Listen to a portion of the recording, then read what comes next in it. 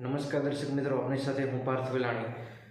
હળવદ નગરપાલિકા માટે ખૂબ સારા સમાચાર સામે આવ્યા છે, કારણ કે વીજ બિલ જે 13 કરોડ ને 70 લાખ રૂપિયાનું વીજ બિલ હળવદ નગરપાલિકાનું PGVCLને બાકી હતું અને જે ભરપાઈ કરવા માટે વારંવાર નગરપાલિકાના PGVCL દ્વારા નોટિસ ફટકારવામાં આવતી હતી અને ભૂતકાળમાં PGVCL દ્વારા જે નગરપાલિકાની સ્ટ્રીટ લાઇટના કનેક્શન પણ કાપી નાખેલા હતા। એ ઘટના પણ આપણે બધાએ જોઈ હતી। ત્યારે હાલ જે આ 13 કરોડ રૂપિયાનું બિલ હવે સરકાર દ્વારા ભરપાઈ કરવામાં આવશે અને જે ખાસ તો જે નવા પ્રમુખ પૂનમબેન વિશાલભાઈ રાવલ કે જેને આ વિષય ધ્યાનમાં આવતા તાત્કાલિક તુષારભાઈ ઝાલરિયા ચીફ ઓફિસર બધાને સાથે સંકલન કરી અને જરૂરી કાગળિયા બધા ભેગા કરી અને મ્યુનિસિપલ ફાઇનાન્સ બોર્ડને જે દરખાસ્ત કરવામાં આવી હતી અને જે અસરને પગલે તાત્કાલિક આ જે વીજ બિલ હતું એ ભરપાઈ કરવા માટે આદેશ કરવામાં આવ્યો છે અને હવે આ બિલ છે તે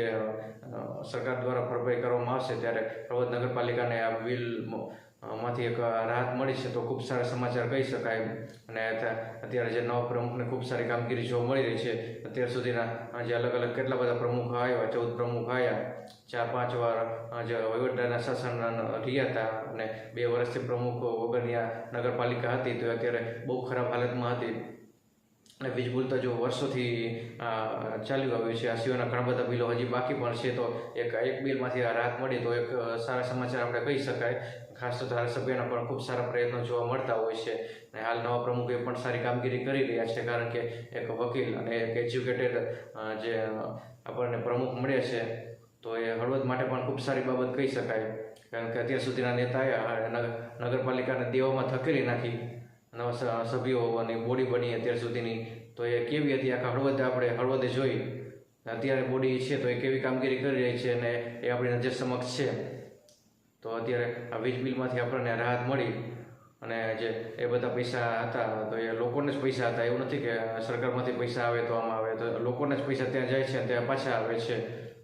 તો આ બધી સિસ્ટમ આવી રીતે ચાલી આવે છે ને તો આપણે કહેવાનું ત્યારે એ જ છે કે આ સમાચાર આપણા જે નગરપાલિકામાંથી જે મળેલા છે કે વીજ બિલમાંથી 13 કરોડ રૂપિયા અને 70 લાખ રૂપિયા 13 કરોડ 70 લાખ રૂપિયાનું આ બિલ હતું, એમાંથી હવે રાહત નગરપાલિકાને મળેલી છે। તો આ ખૂબ સારા સમાચારો પણ આપણા હળવદ માટે કહી શકાય। નમસ્કાર।